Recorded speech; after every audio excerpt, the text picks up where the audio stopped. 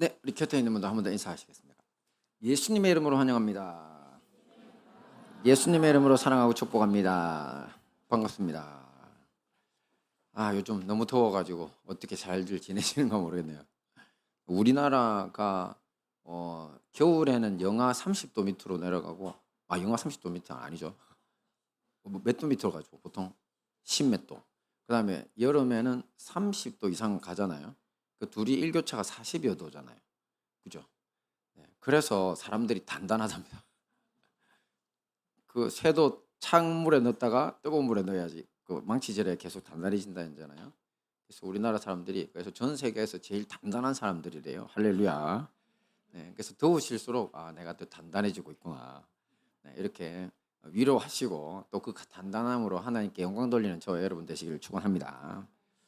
자, 우리 말씀 함께 보겠습니다. 말씀은 오늘은 마태복음 13장이 아니라 그냥 9장 17절 말씀 한 절만 보겠습니다. 시작. 새 포도주를 낡은 가죽 부대에 넣지 아니하나니 그렇게 하면 부대가 터져 포도주도 쏟아지고 부대도 버리게 됨이라. 새 포도주는 새 부대에 넣어야 둘이 다 보존되느니라. 아멘. 네. 지난주 성경 정독 범위는 마태복음 8에서 14장까지였죠. 자, 지난주 우리는 이 마태복음을 시작하면서 앞으로 펼쳐질 이야기가 주일날 우리 보았던 말씀이 새로운 출애굽이라는 큰 틀 안에 있다고 말씀드렸잖아요. 자, 그러다 보니까 새롭다는 것은 사실은 옛것하고 부딪힘이 발생한다고 볼 수도 있는 겁니다. 그래서 오늘은 이 지난주 보신 성경 정독 범위 내에 있는 말씀을 가지고 이 옛것과 새것이라는 주제로 다시 한번 살펴보고 함께 은혜를 나누도록 하겠습니다. 함께 봅니다. 시작. 옛것과 새것은 섞일 수 없다. 새술은 새부대. 그죠? 부제입니다. 자, 이번 주의 이야기들은 예수님이 산상수훈을 선포하시고 나서 이제 산을 내려오시면서 시작되죠. 7장에서 8장에서. 네. 이 이야기들의 구석구석에는 예수님이 이 세상에 오심으로써 시작된 이 새로운 세상에 대한 이야기, 새로운 세상이 도대체 어떤 모습일까를 짐작해 주는 장면들이 있습니다. 그런데 이 장면들 중에는 당시 유대인들로서는 경악할 만한 것들이 많았는데요. 우선 예수님이 나병 환자, 악성 피부병이라고도 하는데 이것을 치료해 주시는 장면입니다. 사실 예수님은 그냥 하나님이시니까 말씀으로 너 병 나아라 이렇게 하시면 되잖아요. 그죠? 그런데 굳이 가셔서 손을 그 환자에게 대시고 이제 깨끗함을 받아라 이래가지고 나병을 치료해 주셨거든요. 그리고 이보다 더 심한 장면은 한 관원, 그러니까 공무원의 딸이 죽습니다. 그러니까 그 아이를 좀 살려달라고 아버지가 부탁을 하니까 처음에는 죽기 전에 부탁을 한 거죠. 갔는데 아이가 죽었어요. 근데 이제 그러면 돌아가시면 되는데 안 돌아가시고 이제 너 부모들하고 제자들만 데리고 들어가셔가지고 그 시체에다가 손을 딱 끊고, 아시죠? 달리다굼 소녀야 일어나라. 그것도 잠자는 아이 깨우는 말이랬죠. 달리다굼은 일어나라 얘야 이 정도 된다고 그랬죠. 그러면서 살려버리시죠. 게다가 당시 이 사람들에게, 유대인들에게 정말 부정한 짐승 개였는데 그 개나 또 사람을 부정하게 취급할 때 창녀라고 했는데 이 창녀하고 동일시하였던 이 세리, 이 세리는 이제 세금을 뜯어가는 사람인데 로마 편이죠. 자기 민족이면서도 매국노 같은 사람들이니까. 그런데 그들의 집에 들어가셔서 예수님이 파티를 즐기는 모습, 이런 걸 보여주십니다. 그러니 당시 유대인의 입장에서 예수님의 이런 모습을 보면서 정말 나병환자한테 손 얹고 시체에 손대고 소름이 돋았겠죠. 왜요? 우리가 앞에서 보신 것처럼 레위기의 정결례에서 절대 금지하는 거잖아요. 그죠? 시체나 이제 부정한 이제 환자들한테 손대는 거 절대 안 되는 겁니다. 그런데 그런 모습을 보이신 거죠. 게다가 조금 전 말씀드린 것처럼 세리는 어떤 사람들입니까? 이 세리라고 하는 사람들은 이제 율법상 부정하다는 건 없습니다. 하지만 당시 사회적 입장에서는 조금 전 말씀드린 것처럼 이제 매국노들이고 이제 자기 민족의 돈을 뜯어가지고 로마인들한테 바치는 그런 악한 사람들인데, 그런데 그런 사람들을 모아놓고 파티를 즐긴다. 그 자체가 부정한 모습이었을 거라는 거죠. 유대인들이 보기에. 자, 그리고 이제 유대인들에게는 자기 민족의 역사에서 일어난 아주 슬픈 날을 기념해서 금식하는 습관이 있었습니다. 여러 날이 되었던 것 같은 건데요. 특히 과거 성전이 솔로몬 성전이죠. 그것이 파괴됐던 날을 기념하면서 정기적으로 금식을 했었는데, 근데 예수님은 놀랍게 이것을 무시해 버리시고 제자들한테도 시키지 않으셨습니다. 그래서 우리가 보면은 교회력에 나오는 절기 같은 경우에도 어떤 교단은 지키고 어떤 교단은 안 지키잖아요. 근데 안 지키는 이유가 있죠. 그런데 이제 그런 모습을 보고 이제 예수님 편인 줄 알았던 요한의 제자들이 예수님의 제자들한테 가가지고 화를 막 냅니다. 야, 바리새인들도 금식하고 우리 적대적인 바리새인들도 금식하고 우리도 금식하는데 어째서 너희들은 예수님 제자들인 너희들은 예수님하고 같이 금식을 안 하냐 막 따지는 장면이 나오거든요. 자, 이때 그 유명한 말씀인 포도주 비유, 낡은 가죽 부대에 새 포도주 비유가 나오거든요. 그때 이제 예수님이 요한의 제자들을 불러다 놓고 대답을 해주시면서 나온 이야기입니다. 그때 이제 이 대답 속에 예수님이 지금까지 유대인들 입장에서는 진짜 파괴적 행동이죠. 불결하고 정결하지 못한 행동, 그런 것들을 하신 이유가 나오는 겁니다. 그러면서 예수님은 먼저 혼인집에서 이제 그 결혼을 한 신랑 신부가 있는 이제 결혼 파티에서 이제 슬퍼할 수 있냐 이렇게 반문하십니다. 지금 파티 현장인데 사실 혼인집에 혼인의 그 저기 뭐야 신랑은 누구고 신부는 누굴까요? 신랑은 사실 예수님이고 신부는 그를 믿는 사람들이, 추종자들, 우리들. 그 있느냐 그렇게 하시고 이제 말씀하신 게 바로 이 말씀입니다. 함께 봅니다. 시작. 새 포도주를 낡은 가죽 부대에 넣지 아니하나니 그렇게 하면 부대가 터져 포도주도 쏟아지고 부대도 버리게 됩니다. 새 포도주는 새 부대에 넣어야 둘이 다 보존되느니라. 네. 자, 이 이야기에 앞서가지고 한 이야기가 한 개 더 있었는데 뭐냐면 낡은 옷에 새로운 천을 붙이는 것, 생배 조각 붙이는 것 안 한다 이런 말씀이 같이 있습니다. 이 두 가지 연속으로 하셨거든요. 강조. 그러면 우리는 사실은 지금 헌 옷에다가 이제 새 가죽을 붙여가 옷을 입어요, 안 입어요? 안 입죠. 근데 옛날에 그 뭐야 드라마나 이런 거 보면 옛날 입었던 옷을 옛날 어른들 입었던 옷 보면 이 덕지덕지 붙여놓은 거 보셨어요? 특히 그리고 거지 역할로 나오는 분들은 다 그냥 막 여기 별의별 그 휘황찬란한 그런 다른 옷감들로 막 붙여놨잖아요. 옛날 그렇게 입었거든요. 근데 그렇게 하면 사실 오늘날은 이제 화학섬유들이라서 그렇게 늘어나고 줄어드는 게 그리 많지 않은데 옛날에는 이게 생섬유, 생배라든지 이런 거는 굉장히 새거하고 오래된 것들이 이게 그게 늘어나고 줄어드는 차이가 컸다고 합니다. 그러니까 이미 늘어나 있는 옷에다가 오래된 옷에다가 새로운 조각을 붙이면 어떻게 되냐면 이제 새로 붙인 그 부분이 이제 탄성이 좋으니까 늘어나 있는 옷을 움직일 때마다 그냥 얘는 견뎌내는데 옆에 것들이 못 견뎌가지고 쫙쫙 찢어져 나가버리니까 그렇게 안 했다는 거죠. 그리고 새 포도주 역시 낡은 가죽 부대에 넣으면 발효라는 게 있잖아요. 발효가 돼서 여러분 펑 터지는 거 본 적 있었어요? 옛날 저희 어머니가 뭐 식초를 담으셨던가 집에서 폭탄 터지는 소리가 나더라고요. 빵 해가지고 다 놀랬거든요. 근데 보니까 그 뭐야 식초를 만들어 가지고 집에서 한 번씩 담글 때 그런 식초 폭탄을 경험하게 됩니다. 그게 발효의 힘이거든요. 근데 이제 포도주가 그런 발효력이 굉장히 강합니다. 그러니까 이걸 견뎌내려면 그 발효력을 견뎌내려면 아주 튼튼한 가죽 부대에다 넣고 꽁꽁 묶어야 됩니다. 근데 오래 낡아버린 가죽 부대에다 넣어버리면 그 앞을 그 앞쪽 부분을 입구를 아무리 세게 막아도 걔가 약하니까 그냥 터져버린다는 거예요. 터지면 어떻게 됩니까? 그렇죠. 옛날 부대라도 그런 그 이미 바로 다 된 포도주 넣으면 사용할 수 있고, 그다음 새 술은 또 이제 좀 기다리면 더 좀 맛있는 술이 될 텐데 둘 다 그냥 패려버리잖아요. 그래서 그렇게 해서는 안 된다 이렇게 이야기하신 거죠. 그래서 이 두 가지 비유, 그러니까 옷을 낡은 옷에다가 새 옷감을 안 붙여, 그리고 새 포도주를 이제 낡은 가죽 부대에 안 넣어. 이 핵심은 뭐냐면 옛 것을 새 것에 넣을 수 있다 없다? 안 된다는 거예요. 서로 섞일 수 없다는 겁니다. 그렇습니다. 예수님이 오시기 전까지 이게 또 왔네. 네. 왜 이리 안 될까요? 자, 예수님이 오시기 전까지 당시 사람들이 지키던 정결법, 레위기의 정결법 있죠. 그리고 막 슬퍼하던 성전 부셔졌다고 그 슬퍼하던 금식의 날, 이것들이 새 것입니까? 옛 것입니까? 옛 것입니다. 그리고 예수님이 오신 이후의 상황은 새 것이죠. 왜냐하면 예수님이 이 세상에 찾아오실 때 빈손으로 오신 게 아니었기 때문입니다. 예수님이 그냥 빈손으로 오신 게 아니에요.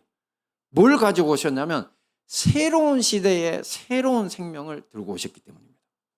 그것을 우리가 영생이라고 하거든요.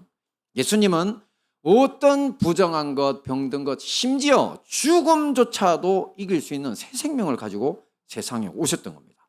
그 증거가 뭐였습니까? 바로 십자가에 처형되었는데 부활해 버리셨잖아요. 할렐루야. 그게 바로 예수님이 거저 오신 것이 아니라 새 생명을 가지고 온 분이라는 증거가 되는 겁니다. 그러니 악성 피부병, 또 죽은 시신의 몸을 통해서 없는 질병을 예수님이 당할 리가 없으시죠. 그리고 그런 것들을 예방하기 위해서 만든 정결법이 예수님한테 필요하다, 필요하지 않다? 필요하지 않았던 겁니다. 게다가 이스라엘 사람들이 당시 정기적으로 지키던 이 금식일, 뭐 때문에 그랬다 그랬죠? 성전이 파괴된 날 슬퍼서. 자, 그런데 그 성전은 왜 파괴됐을까요?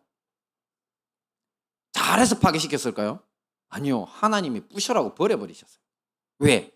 그 성전을 가지고 우상 숭배하고 간음하고 더럽히는 장소로 사용했거든요. 그러니 하나님은 버렸어요. 그러니까 이 옛날 솔로몬의 성전은 하나님 거역하는 우상 숭배의 전으로 타락해서 버림받았다는 오명, 더러운 이름까지 가지고 있었던 겁니다. 그런데 그런 날을 예수님이 슬퍼하실 이유가 있습니까? 부셔졌다고? 아니요. 예수님은 자기 자신이 바로 새로운 성전이라고 하셨습니다. 그러면서 부셔봐라. 며칠 만에 다시 일으킬 거라고? 3일 만에. 할렐루야. 예수님이 왜 자기를 성전이라고 하셨는지 이유 아세요? 성전의 원래 목적이 뭡니까? 하늘과 땅을 연결하는 거. 맞잖아요. 태초에 이 인류가 타락하면서 하늘과 땅이 끊어져 버렸다 그랬잖아요. 그래서 땅은 혼돈과 공허, 사탄마귀의 땅이 되어 있다고 그랬잖아요. 그러니까 하나님이 특별히 이스라엘 백성을 선택해가지고, 야, 여기만은 내가 하늘과 땅을 연결시켜 줄게. 뭐로? 성전을 만들어서 여기서 기도하고 회개하면 내가 다 용서해 줄게. 이게 이 인류 역사상 유일한 복이었다 그랬잖아요, 유대인들에게. 근데 나중에는 진정한 성전, 유대인들에게 만들어졌던 그 성전 말고 진짜 살아계신 성전이 이 땅에 오셔가지고 그것을 이제 완전히 회복시키는 것, 그걸 주님이 염두에 두고 만들어 놓은 거라 그랬죠. 예언이라 그랬죠. 근데 이제 그 살아있는 성전이 세상에 오신 거예요. 이제 자기가 바로 하늘의 존재고 자신이 바로 이 땅에 신이 내려온 성전이라는 겁니다. 그러니 예수님 안에서는 과거에 파괴된 성전을 기념하는 금식 해야 될까요? 하지 말아야 될까요? 할 필요가 없다는 겁니다. 하지도 말아야 되고, 하늘과 땅을 연결하는 진짜 성전이 여기 계신데. 그렇습니다. 이것이 바로 당시 사람들이 이해할 수 없었던, 어떻게 보면 자기들한테는 일탈 행동이었을 그런 예수님의 행동의 이유였던 것입니다. 옛 것과 새 것이 섞일 수 없듯이 이제 예수님의 오심으로 새로운 세상이 열렸으니까 새로운 방식의 삶을 받아들여라는 그런 무언의 선포였던 겁니다. 오늘날 우리 역시 마찬가지입니다. 우리 삶에 예수님이 찾아오시면 우리 역시 옛것, 새것 충돌합니까? 안 합니까? 충돌합니다. 예전에 친구들과 함께 즐겼던 음주, 가무, 도박이며 온갖 방탕한 삶 멀리해야 합니다. 옛것이니까. 그리고 뭐에 취해야 됩니까? 성령에 취해야죠. 성령. 너희가 술 취하지 마라. 이는 방탕한 것이니 오직 성령의 충만을 받아라. 이게 새로운 삶과 옛 삶을 비교한 겁니다. 이거. 그죠? 그리고 조상님 공경한다고 제사상 차리고, 근데 이거는 누구를 위한 제사라 그랬습니까? 귀신을 위한 거라 그랬습니다. 그래서 조상님 공경하려면 뭘로 바꿔야 됩니까? 하나님의 영광을 올려드리는 추도 예배로 바꿔야 됩니다. 내가 제사상 차린다고 조상님 공경하는 거 아니에요. 옛날 우리 어머니가 늘 하시던 말씀이 이거였어요. 아니, 살아 계실 때는 그렇게 불효를 하더니만 죽고 나서 얼마나 좋고 맛있는 걸 많이 쌓아놓는지 이해할 수 없다. 우리 어머니가 좀 마음이 바른 사람이거든요. 그러면서 살아있을 때 그 돈 쓴 거에 반만 들여도 효자 효녀설이 들을 건데 사실 이거는 우리 어머니 집안의 이야기입니다. 그래가지고 사실 그냥 비난조죠. 네. 그러니까 맞는 말이잖아요, 그죠? 근데 그러면 이유는 뭘까? 돌아가셨는데 왜 그렇게 진수성찬을 차려가 난리를 치는 줄 아세요? 지가 복 받으려고 그런 겁니다. 죽은 조상한테 잘하면 복 받는다. 그래서 조상 숭배하지 말았어요. 신입니다, 신. 겉으로는 우리 부모님이라 말하지만 아니요. 내가 해 받을까 봐 모시면. 그럼 내가 잘하면 복 받을까 봐. 그 음식이 우리 집안 대대로 내려옵니다. 저도 어릴 때 제사에 참여했던 사람입니다. 왜 어른들이 절하는데 우리 예수도 안 믿는데 뭐 집안이 내가 알았나 뭐. 엎드리나 못 엎드리고 어릴 때 그 뭐야 저기 1살 때도 그렇게 절을 잘하더라고 칭찬 엄청 받았대요. 뭐 알았어야 말이지. 안 그래요? 하지만 이것은 다 몰라서 그랬던 거예요. 이제 알았으니 어떻게 해야 되죠? 새 걸로 바꿔야지. 하나님께 영광을 올려드리고 그리고 추도 예배 때 추도식에서는 우리 조상님 우리 아버지가 나한테 어떻게 하셨고 우리 어머니가 어떻게 믿음에 그리고 만약에 안 믿었던 분이라도 얼마나 선하셨는지 좋은 이야기도 자손들한테 주면 그거 새겨주는 기념일이면 되잖아요. 바꿔야 돼요. 다 바꿔야 돼. 그죠? 그래야 새 시대에 새로운 생명이 넘치는 완전히 새로운 방식의 인생을 살 수 있기 때문입니다. 할렐루야. 다음 봅니다. 시작. 하나님 나라 평화의 방식을 받아들여라. 말씀 봅니다. 시작. 가면서 전파하여 말하되 천국이 가까이 왔다 하고 병든 자를 고치며 죽은 자를 살리며 나병한 자를 깨끗하게 하며 귀신을 쫓아내되 너희가 거저 받았으니 거저 주라. 이렇게 마태복음 10장 말씀인데요. 이것을 흔히 12제자 파송이라 부르고 이제 성교학에서는 뭐라 그럽니까? 성교 명령 그렇게도 하죠. 자, 누가복음 10장에서는 이제 70인 제사 파송도 이 같은 겁니다. 그래서 이걸 이 두 구절을 다 성교 명령의 중요 근거로 사용하고 있는 아주 유명한 본문입니다. 하지만 이 부분을 단순히 성교 명령이라 보기는 어렵습니다. 이유는 뭐냐면 앞에 이방인한 데를 가지 마라 그랬어놨거든요. 성교는 주로 어디 가는 겁니까? 이방인한테 가는 거잖아. 근데 이방인한테 가지 마라 이랬어놨는데 그걸 성교 명령이라고 우기는 건 문맥 무시하고 그냥 갖다 붙인 거라고 하는 거죠. 아닙니다. 당시 시대 상황에서 봐야 본문의 정확한 의미를 볼 수 있습니다. 사실 예수님 당시 유대인들은요 대부분 평화를 원했다 원하지 않았다? 대부분 원하지 않았어요. 대신에 기득권이라고 하는 뭐 사두개인이라든지 그다음에 제사장 헤로도 왕가는 평화를 원했죠. 그래서 사실은 예수님이 나타난 바람에 죽여야지 평화로울 거라면서 죽이잖아요. 그러니까 걔네들만 그래 기득권만. 나머지 사람들은 유대인들 원하지 않았어요. 그리고 이 사람들은요 지독히 정오감에 시달렸어요. 바로 이웃에 있는 사마리안들을 얼마나 미워했는지 몰라요. 진짜 많이 죽이고 많이 부셨어요 그 사람들. 사마리아인들 진짜 분노를 많이 하는. 근데 지금 팔레스틴 사람들이 사마리아인들 그쪽이잖아요. 근데 지금도 이스라엘 죽이고 있죠. 그러니까 이거 우리가 기독교인이라고 뭐 유대인들의 회복이 어떻고 이스라엘 나라의 회복이 어떻고 하면서 그거 여러분 손들어주면 안 됩니다. 의로운 행동을 봐야지. 아니 세상에 2000년 동안에 지금 유대인 팔레스타인의 뭡니까? 그 사람들이 지금 설교 안에도 나오는데 2000년 동안에 하나님이 하라는 거 어기고 쫓겨나가지고 지금 2000년 만에 돌아와가지고 한다는 게 뭐냐면 우리 땅이었으니까 내 나라 그러잖아요. 누가 그런 비유를 쓰대. 아파트를 사놨더만 2000년 전에 사람이 나타나갖고 이 동네 다 우리 땅이었으니까 내 나라고 하고 아파트 뺏어가려고 하는 거고 똑같은 거 아니냐고. 맞죠? 그거를 왜 자꾸 기독교인들이 저기 뭐 하나님 나라의 회복이 어떻게 거기에 동조를 합니까? 대도 않은 소리를. 대도 않은 소리입니다. 그거. 하나님 나라를 그렇게 죽이고 빼앗는 거 아닙니다. 그거 하지 말라고 지금 이야기하시는 거예요. 예수님이. 잘 들어보세요. 자, 원래 하나님 나라의 비전은 어떻게 해야 되는 겁니까? 내 오른편 뺨 맞으면 어떻게 하라고요? 왼편을 돌려대야 돼. 그리고 겉옷 가지고자 하는 자에게는 속옷까지 주고 그다음에 이 물건 들고 오리까지 따라와 하는 사람한테는 심리까지. 이게 바로 평화의 방식이라는 겁니다. 지난주 설교에서도 보셨지만 예수님은 이 가르침을 어떻게 실천하셨죠? 십자가에서. 그죠? 자기 로마 군병, 유대 군병들한테 뺨도 맞고 주먹질도 당하고 그리고 이 십자가 들고 따라오라니까 끝까지 가셨잖아요. 그죠? 그리고 십자가 지시기까지 하신 이 모든 십자가 고난의 방식이 바로 자기가 말씀하신 평화의 방식이라서 그런 겁니다.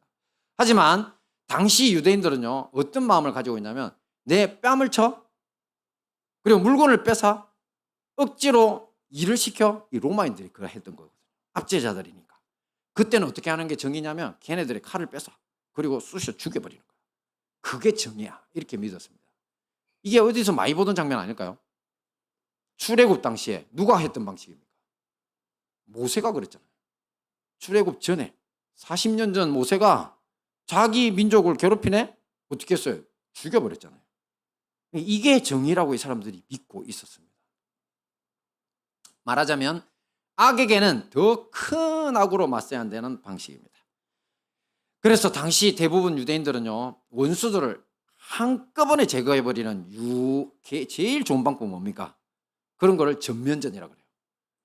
부분 이렇게 이 사람들이 돌아다니면서 이 유대인들이 이 로마에 협력하는 사람들 살해를 많이 했거든요. 암살이라고 그러죠. 많이 했어요. 그럼에도 불구하고 이거 부족해. 어떻게? 일거에 그냥 로마하고 전쟁해서 제 자식들 다 죽여버려야 되는데 그래야지 되는 거야. 그래서 메시아가 필요해. 그리스도가 필요하다. 그래서 그 그리스도, 그 메시아를 기다리고 있었다니까. 뭘 해결해 줄? 전면전을 벌일 그런 지도자를 원하고 있었던 겁니다. 하지만 역사가 증명하듯 로마를 향한 이런 방식의 봉기는요, 스스로를 자멸케 하는 결과밖에 남지 않을 것이라는 겁니다. 예수님 그 당시 선교와 유대인들에게 보내라고 하셨을 때 이런 다급한 상황에서 예수님이 제자들에게 주신 마태복음 10장의 메시지를 확 축약하면 이렇게 볼 수 있습니다. 다 함께 봅니다. 시작. 나를 통해 평화의 길을 선택한 사람들은 거대한 재앙으로부터 구출되겠지만 폭력과 살인의 길을 선택한 사람들은 차라리 자신들이 소돔과 고모라에 살았더라면 하고 바랄 만큼의 심판의 날이 곧 올 것이다. 이것입니다. 이것은 새롭게 임하고 있는 하나님 나라의 방식인 평화의 방식을 저버리고 옛 방식, 살인하는 거 누구 방식인데요? 가인과 아벨의 방식이잖아. 그렇잖아요. 마음에 안 들어 죽여버리는 거. 사탄마귀의 방식입니다. 그 방식을 고수한다면요, 고대 죄악으로 말미암아 하늘에서 떨어지는 불과 유황불로 멸망을 당한 나라가 있죠. 어디입니까? 소돔과 고모라.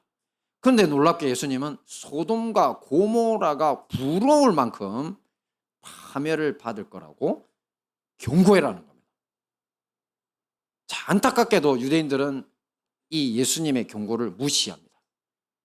그러면서 예수님 십자가 지신 지 대략 한 40년 전쯤에 주 70년에 역사적으로 다른 나라의 역사, 세계적인 역사를 다 뒤져봐도 정말 참혹한 그런 전쟁 중 하나로 불리는 전쟁이 바로 이제 유대 로마 전쟁입니다. 그 전쟁을 시작합니다. 유대인들이 일으켰어요. 이제 예루살렘에 있는 로마 수비대를 공격해갖고 전원 몰살시켜버렸어요. 그 소식을 로마에서 듣고 분노해서 군대를 파견해서 일어난 전쟁이거든요.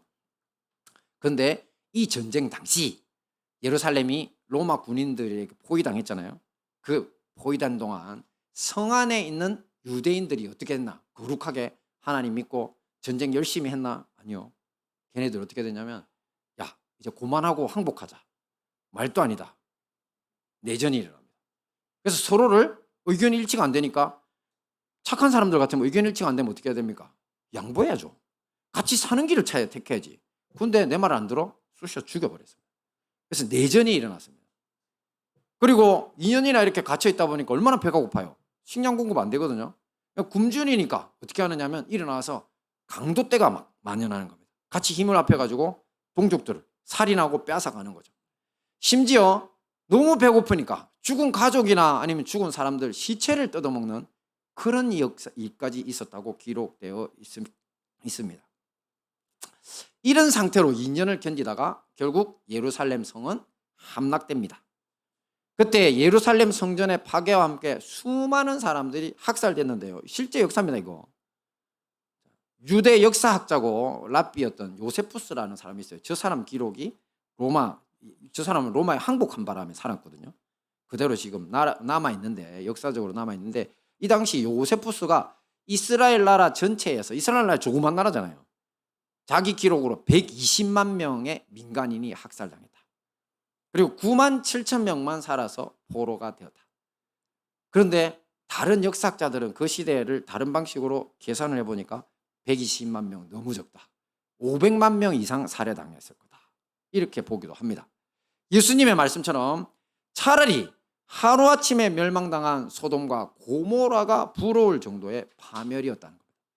소돔과 고모라는 하루아침에 그냥 끝났지만 얘네들이 2년 동안 그 안에서 지옥을 경험하면서 죽은 시체까지 뜯어먹으면서 그렇게 동족 간에 로마인들 밉다고 일으켰는데 자기들끼리 서로 죽이고 온갖 정오 가운데 진짜 이 땅에서 할 수 있는 모든 지옥을 다 경험했을 겁니다. 이후에 살아남은 유대인들은 어떻게 됐을까요? 놀라운 일인데 유대인들 진짜 독한 사람들이에요. 그렇게 박살이 났음에도 다시 로마 군대가 물러난 이후에 2차, 3차까지 전쟁을 일으켜요. 살아남은 사람들이. 로마가 치를 떨어요. 무슨 이런 놈의 인간들이 있나. 그래가지고 로마가 한 일이 뭐냐면 아예 모든 유대인들을 눈에 보이는 대로 다 죽여버렸고 살아남은 유대인들은 다 잡아가버렸고 그러면서 그 땅에 있던 원래 있던 뭐 예루살렘성 이런 자리들 있잖아요. 다 밀어버리고 거기다가 자기네들만의 성을 새로 짓게 합니다. 그리고 다른 나라 민족 사람들이 다 들어오게 하고 그리고 땅 이름도 이스라엘이라는 이름을 지도에서 완전히 지워버리고 팔레스틴 곧 블레셋 사람들의 땅이라고. 사실 블레셋 사람들은 당시 살아있지도 않았거든요. 물어보니까 고대에 그 이스라엘하고 제일 앙숙관계였던 게 블레셋이래. 이름 그걸로 바꿔라. 그래서 그때부터 유대인들은 어떻게 할까요? 2000년 동안이나 이제 그 나라를 잃고 몇몇 소수의 사람들만 살아가지고 살아가다가 지금 저 땅으로 돌아온 거라니까요. 그리고 돌아온 그 사람들 실제 진짜 유대인들도 별로 없습니다.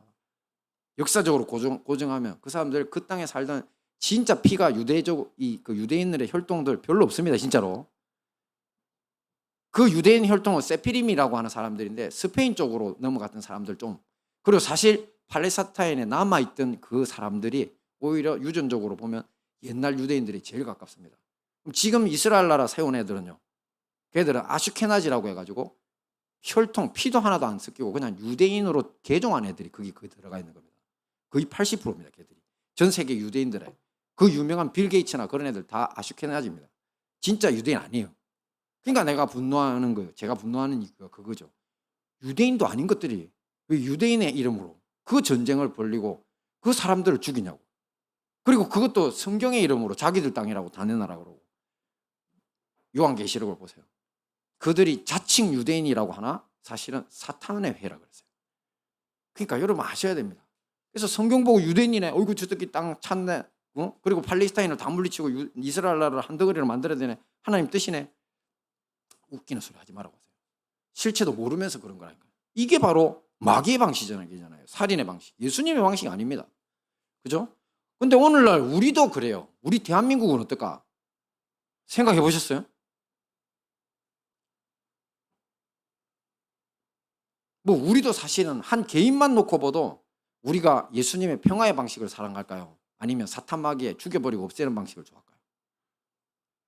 저는 요즘 밤에 문을 열어놓고 자거든요. 아파트 앞에.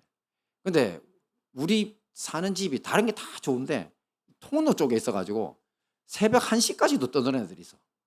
동네 아줌마들도 떠들고 애들도 떠들고 진짜 교양 없는 것들이 진짜 농구공을 튕기는 놈들도 있어요. 새벽 1시엔 제가 이제 중간중간에 잠을 잘 깨는 편이거든요. 왜냐면 한 새벽 3시쯤 되면 주로 기도를 하니까.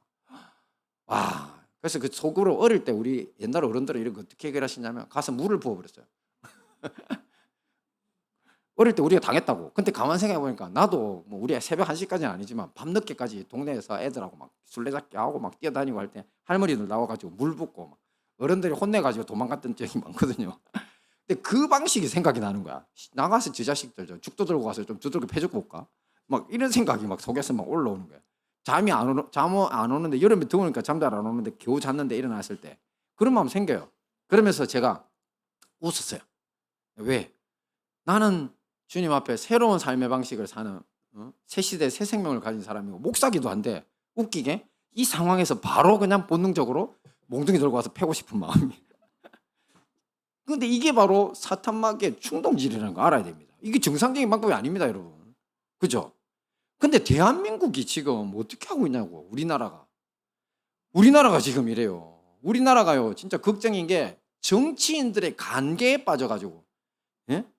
지금 여야로 나누는 거가 부족해가지고 이제 뭐 하느냐면 동서로 나눠가지고 지금 국민들이 서로 진짜 죽이고 싶어 할 만큼 미워하는 사람들이 진짜 많습니다. 이번 선거 때 뭐라고 했는지 압니까? 뭐 저쪽 편 사람들 누가 한 명 죽여주면 좋겠다고 그렇게 이야기하더라고, 후보를. 도대체 아니 자기 일도 아니고, 예? 정치인들의 문제. 물론 우리나라가 공산주의 넘어가면 안 됩니다, 그죠? 근데 우리나라가 공산주의에 넘어가면 안 되긴 한데 문제는 뭐냐면요, 우리 기독교인들이 본분을 잃고 우리가 너무 교회가 하나님 나라 하나님 말씀대로 안 살고 자기 마음대로 살아가 이 세상이 이렇게 된 거에 대한 회개는 하나도 안 하고 정치인들 욕만 하고 있다는 거죠. 그리고 대한민국 생각보다 되게 튼튼한 나라입니다. 왜냐하면 우리 한미 동맹 있죠. 그다음에 그 북한하고 전쟁할 때는 연합사라고 해가지고 전 세계 우방국들이 지금 사령관으로 우리 지금 그 뭡니까 38선도 지키고 있는 겁니다. 우리 군인이 있지만 사실 통수권은 연합사령관이 갖고 있어요. 튼튼하죠.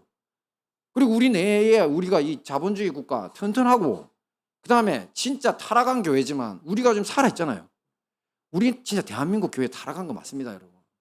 예? 하나님보다 돈을 더 사랑한다 그랬죠, 교회가. 그리고 본분이 빛과 소금대라고 한 거 다 잊어버리고 어쨌든 자기 잘 살 생각만 맨날 한다 그랬죠. 거기에 대해 가지고는 생각 안 하고 맨날 좀 이상한 정치인들 나타나면 죽여버리면 좋겠다고. 인터넷 검색해 보세요. 총 준비하겠다는 미친놈도 있고. 미친놈이잖아요. 어? 그리고 그 뭐야 이번에 탄핵됐을 때 자살 시도해서 몸에 휘발유 끼우고 불 붙인 사람도 있어요. 대한민국이 그 정치인이 그 대한민국이 아니라니까. 그죠? 그러니까 우리가 지금 제정신이 아닌 거예요. 우리 방식이 다 살인자의 방식이야. 옛날 방식이야. 어쨌든 폐 죽이고 그냥 없애버리면 되는 줄 알아. 그래가지고 북한이 지금 저 꼴이 된 거잖아요. 근데 없애버리고 다 죽였더니만 남은 게 누군데? 김일성이 가문만 저리 남아가 호의호식하고 나머지 노예로 살잖아. 맞죠? 알아야 됩니다, 우리가. 그러니까 우리 모두 내가 먼저 그리스도인으로 모범이 돼야 됩니다. 가정에서 옛날 방식대로 자식이나 자기 배우자를 다루지 마시고 바꿔야 됩니다. 가정에서부터. 내가 바뀌면 사회가 바뀌고 사회가 바뀌면 나라가 바뀌는 거잖아요. 그죠? 우리 모두 어떤 상황에서도 하나님 나라 평화의 방식으로 우리 가정과 사회와 국가를 세우기 힘써야 할 것입니다. 자, 마지막입니다. 함께 봅니다. 시작. 더 귀한 가치의 하나님 나라와 가짜들에 대한 심판이 천국은 마치인데요. 말씀 봅니다. 시작.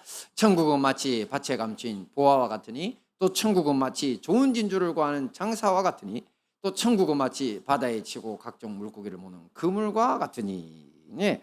사실 이제 앞에 나온 천국은 마치 밭 그리고 진주, 이거는 교회 오래 다니신 분들이라면 아주 익숙한 비유죠, 그죠? 익숙한 비유입니다. 앞에 새 술은 새 부대에 담아야 한다는 비유처럼 옛것과 새 것에 대한 비유죠. 근데 차이가 있다면 앞에 비유는 옛 시대의 방식이니까 새 시대에 사용할 수 없다는 방식의 문제라면요, 여기 밭에 감춘 보화나 좋은 진주는 다 뭐냐면 밭에 있는 보화를 내 걸로 만들려면 내가 어떻게 해야 돼요? 내가 원래 갖고 있는 거. 근데 남의 밭에서 일할 만큼 이 일을 하는 사람이 돈이 많을까? 없을 거예요. 그죠? 모든 걸 다 팔아야 그 밭 하나 사겠죠. 근데 대신에 그 보화는 그 밭 100개, 1000개 살 수도 있는 돈이잖아. 그럼 당연히 그걸 팔고 이걸 사야 되는 거잖아요. 그죠? 그죠? 그리고 좋은 진주 구하는 장사꾼. 뭡니까? 그 당시에 진주가 가치가 어느 정도 된다 그랬어요? 클레오파트라가 진주 2개 있었거든요. 기계 매는 거 이거. 물방울 진주랬나? 걔 한 개가 이제 가치가 어느 정도 된다 그랬어요? 15개 나라를 살 수 있는 가치. 지금 상상도 못할 큰 가치. 좋은 진주는. 그죠? 근데 진주를 사는 장사가 가서 보니까 어마어마해. 그럼 자기가 원래 진주 장사니까 많이 갖고 있을 건데 엄청 부자일 건데 그거 다 팔고도 그 진주 살까요? 안 살까요? 가치를 아니까 사겠죠. 그래서 이제 여기 앞에 거 뭐 새포도주 이 이야기는요, 방식의 문제. 옛 방식 새 방식 못 섞어. 하지마. 옛날 살던 방식대로 살면 안 돼. 그 이야기라면 이제는 뭐냐면 새로운 가치, 더 나은 가치를 위해 옛날 거 포기해. 걔네들 다 팔아버리고 새로운 거 사. 가치의 문제라고 할 수 있죠. 그러니까 더 좋은 하나님 나라를 선택해라. 이 이야기예요. 뻔한 이야기죠. 자, 하지만 이 마지막 물고기를 잡는 그물 비유. 이거 생각보다 이거 좀 무서운 이야기입니다.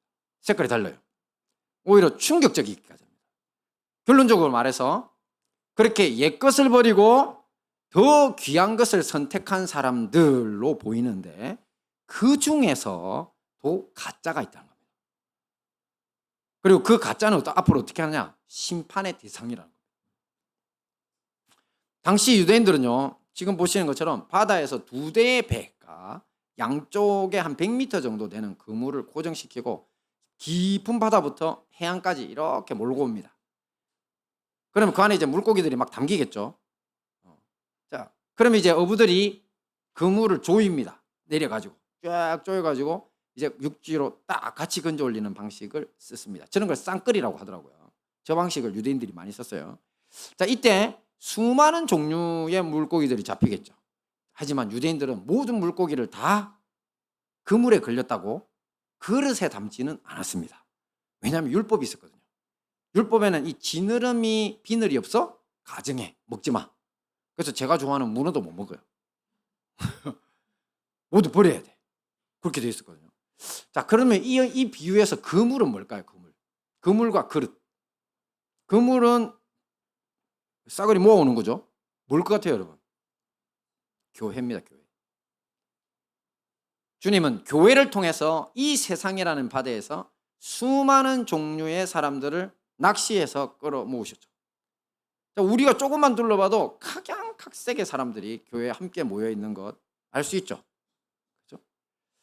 자, 그런데 문제는 모두가 다 영원한 천국을 상징하는 하나님의 그릇, 그 안에 담기는 것이 아니라는 것입니다. 주님은 좋은 물고기는 그릇에 담고 못된 것은 내어 버린다고 하는 겁니다. 자, 그렇다면 어떤 고기가 좋은 고기고 어떤 고기가 못된 거라고요? 지느러미 없는 건 그죠? 물리적으로는 그렇죠. 하지만 의미적으로 보면요, 좋다고 할 때 좋은은 칼로스라고 하는 헬라어인데 저게 이제 선한, 아름다운, 고상한이라는 의미를 갖고 있습니다. 하지만 당시 이 말씀을 사용할 때 예수님이 이제 헬라, 그리스 문화권의 시대거든요. 2000년 전에. 그때 이 단어는요, 훨씬 더 완전한 건강, 완전한 질서, 이런 신의 세계에 대해서 표현할 때 주로 사용했다는 겁니다. 그러니 좋은 물고기란 다름 아니라 하나님 보시기에 영적으로 건강하고 아름답고 완전히 질서 잡힌 상태의 사람을 말하는 겁니다. 이런 사람을 예수님 뭐라고 부른 줄 아세요? 의인이라 그랬어요. 그 비유 보세요. 의인은 그릇에 담는다고.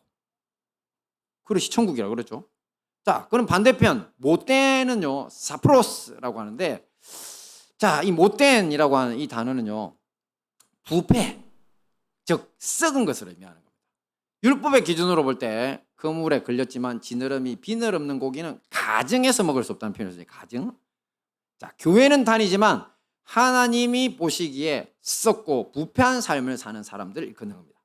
그래서 우리 보통 위선자를 이야기할 때 가증한 위선자라는 표현을 쓰잖아요. 그 이야기입니다. 증오스러울 만큼 위선한 이런 사람들을 예수님은 뭐라고 부르셨다고요? 악인. 말씀 봅니다. 시작. 세상 끝에도 이러하리라. 천사들이 와서 의인 중에서 악인을 갈라내어 풀무불에 던져 넣으리니 거기서 울며 이를 갈미 있으리라. 아멘. 여기 세상 끝에 천사들이 와서 의인 중에서 누구를 골라낸다고요? 악인을 갈라내요. 지금 비유하고 똑같잖아요. 그죠? 좋은 물고기, 나쁜 물고기. 자, 이 말은 헬라 원어로 직역한 걸 제가 딱 봤더니만 뭐라고 했냐면 의로운 사람들 한 가운데서 악한 사람들만 갈라내요. 이렇게 써놨더라고요. 직역이 그래요. 그래서 이런 걸 신학적 의미로 뭐라 그러냐면 교회라는 곳이 섞여 있는 공동체다라고 할 수 있습니다. 교회 누가 섞여 있다고요? 의인과 악인이 섞여 있는 공동체가 교회다.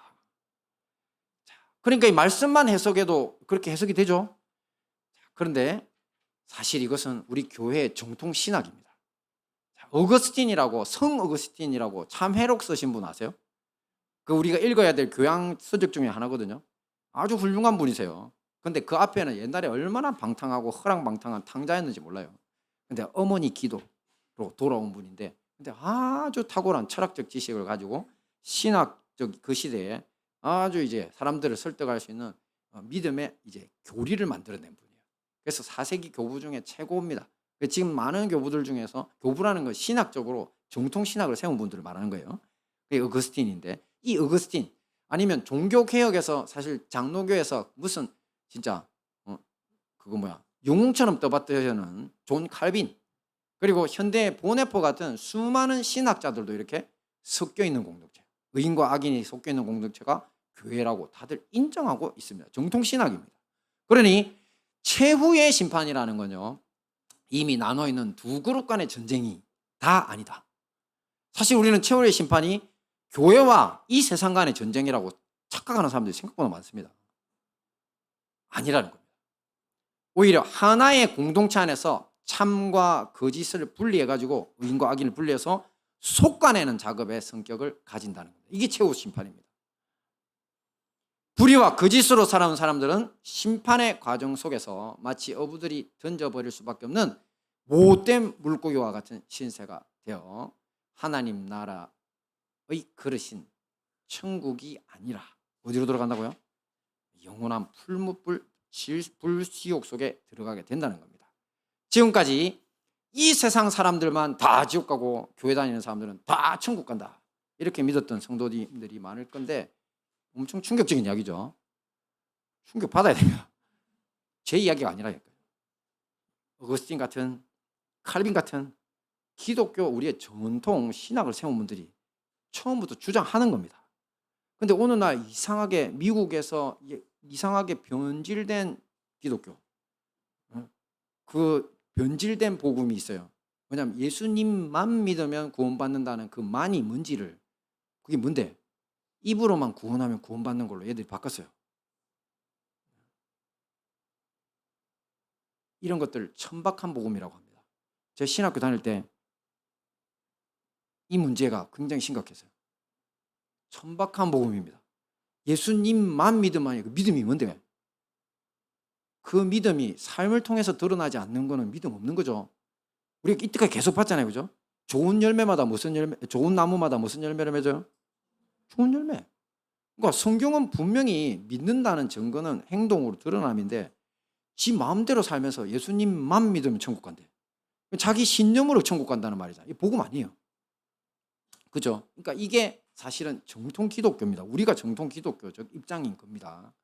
여기에서 타락한 교회들이 너무나 많다는 거죠. 자, 무시무시하죠? 자, 무시무시한데 사실은 여러분 이거 무시무시한 이야기로 들으면 안 됩니다. 왜? 바로 이 경고가 하나님의 사랑이라는 겁니다.